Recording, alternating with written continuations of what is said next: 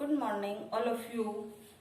आज हम प्रसार शिक्षण विधियों का चयन, selection of extension teaching methods किस प्रकार करेंगे, यानी प्रसार शिक्षण विधियों का चयन करते समय हम किन किन बातों को ध्यान में रखेंगे,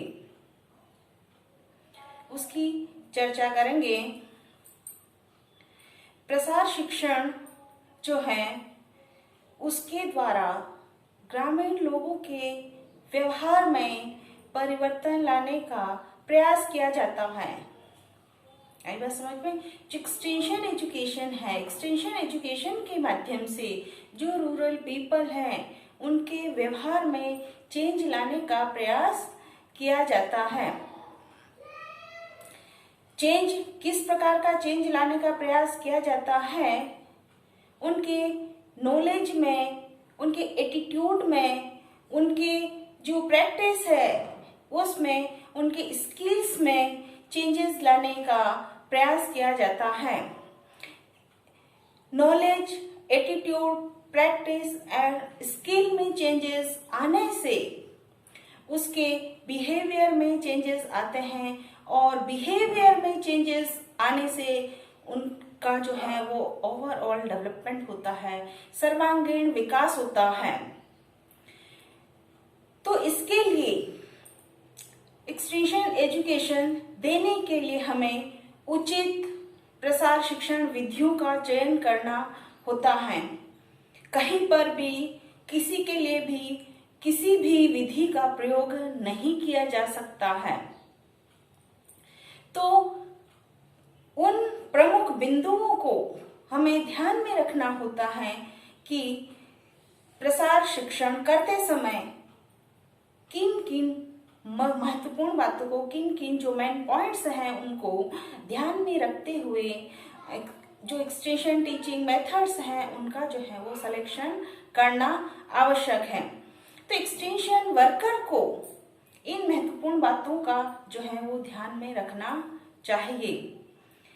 पहला और महत्वपूर्ण बिंदु है mental and educational status of villagers, यानी ग्रामीणों का मानसिक और शैक्षिक स्तर कितना है, कैसा है।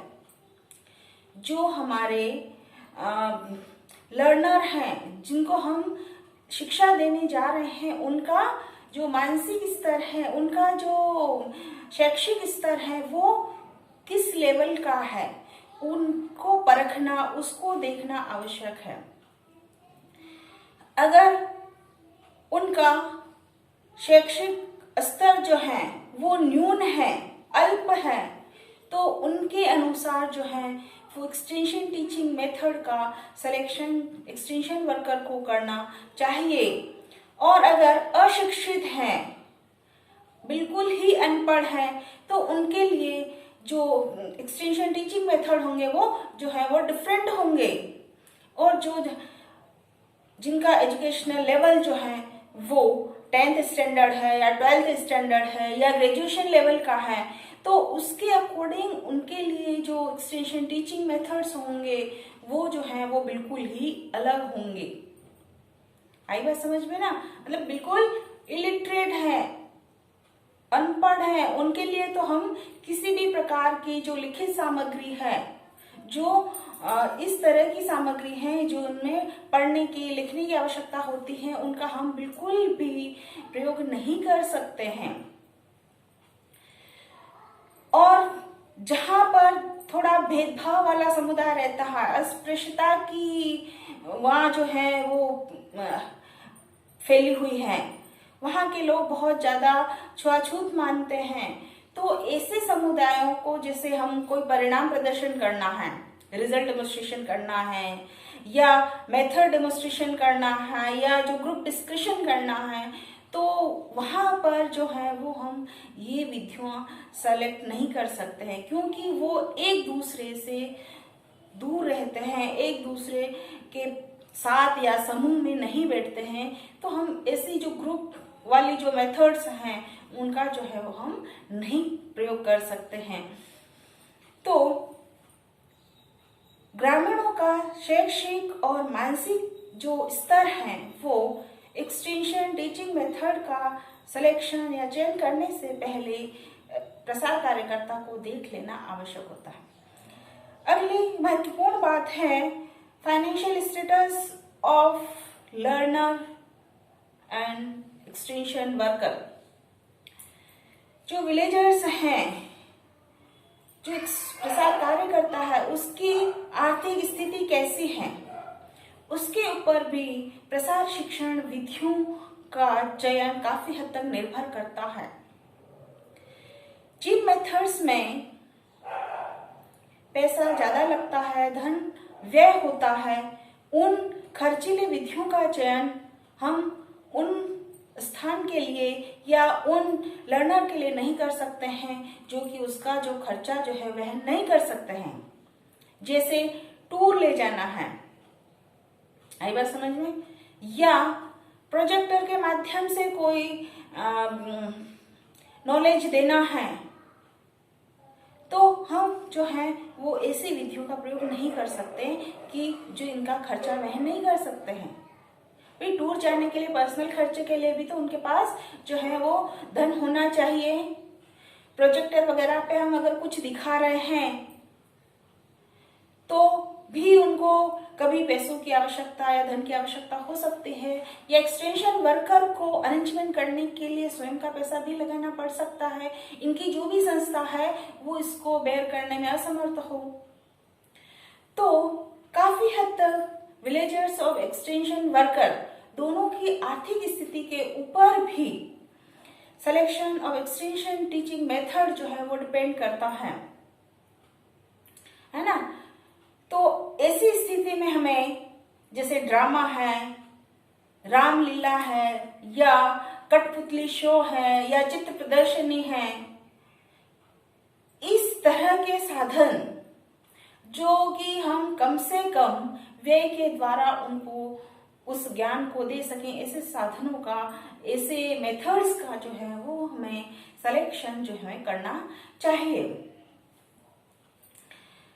नेक्स्ट इंपॉर्टेंट बात है अवेलेबिलिटी ऑफ एजुकेशनल फैसिलिटी, यानी शिक्षण साधन की उपलब्धता।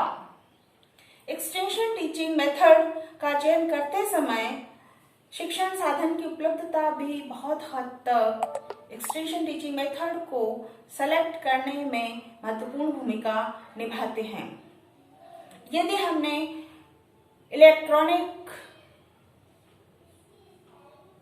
जो मेथड्स हैं या जो इलेक्ट्रिसिटी के थ्रू चलने वाले मेथड हैं, प्रोजेक्टर है, एम्पलीफायर है या लाउड स्पीकर है, इनका हमने सिलेक्शन कर लिया उनको एजुकेशन देने के लिए, लेकिन उस एरिया में, उस क्षेत्र में अगर लाइट की ही समस्या है, प्रॉपर लाइट ही नहीं आती है, इलेक्ट्रिसिटी ही नहीं आती है, तो फिर हमारे ऐसे मेथड्स जो है वो अनुपयुक्त प्रतीत होते हैं।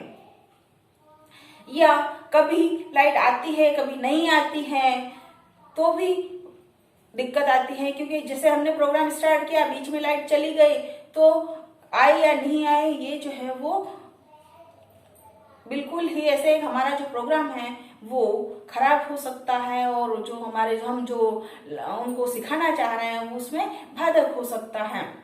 इसी तरीके से कई जो प्रसार शिक्षण साधन है, जैसे ब्लैक बोर्ड है या फ्लालैंड बोर्ड है, पोस्टर है, छपित सामग्री है, अगर वो भी अवेलेबल नहीं है एक्सटेंशन वर्कर के पास, तो फिर उनको जो है टीचिंग करना, उनको एक्सटेंशन एजुकेशन देना उसके लिए दुभरसा हो जाता है। तो अवेलेबिलिटी ऑफ एजुकेशनल फैसिलिटी के ऊपर भी जो selection of extension teaching methods हैं वो डिपेंड करते हैं। अगर एक्सटेंशन वर्कर के पास सारी फैसिलिटी अवेलेबल है तो वो उसको आसानी से जो है वो प्रोवाइड कर देता है, और उसको बहुत ही इजी तरीके से और शीघ्रता से जो है वो जो भी नॉलेज उनको देना चाह रहा है, जो भी नई टेक्नोलॉजी से संबंधित है या नई प्रौद्योगिकी से संबंधित है, किसी से भी संबंधित हो सकता है, न्यू नॉलेज, करंट नॉलेज, तो उसको वो इजीली जो है वो प्रोवाइड कर पाएगा। तो इस प्रकार आज हमने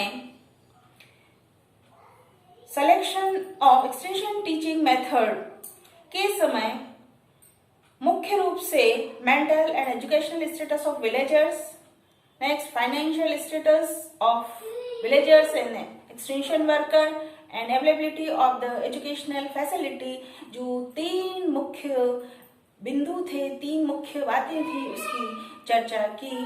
थैंक यू एवरीवन।